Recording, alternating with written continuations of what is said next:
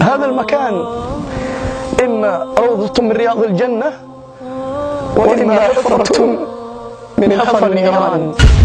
أخي الغالي، ربما تعيش في بيتك في قصور وتلك الدور العظيمة الفاخرة، ومع ذلك تشعر بضيق وتشعر بهم وتشعر بأمور تجعل حياتك كلها نكد.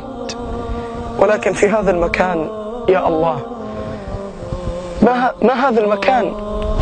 هذه الحفرة أنيسك عملك، إما الصالح وإما غير ذلك.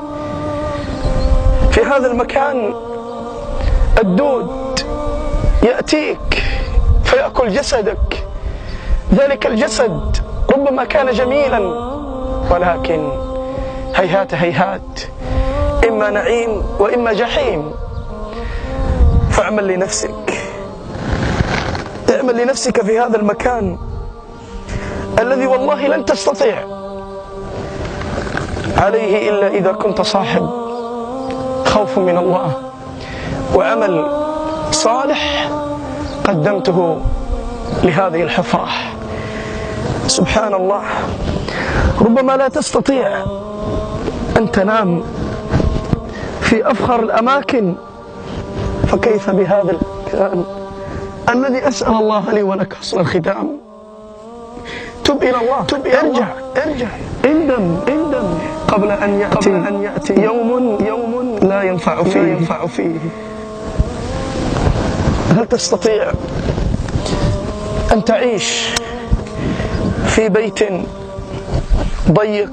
والله ما تستطيع. فكيف بهذه الحفرة؟ أنصح نفسي وإياك بالرجوع إلى الله، بالندم، بالتوبة والاستغفار. فقلت استغفروا ربكم إنه كان غفارا يرسل السماء عليكم مدرارا يا أيها الذين آمنوا توبوا إلى الله توبة نصوحا قل يا عبادي الذين أسرفوا على أنفسهم لا تقنطوا من رحمة الله.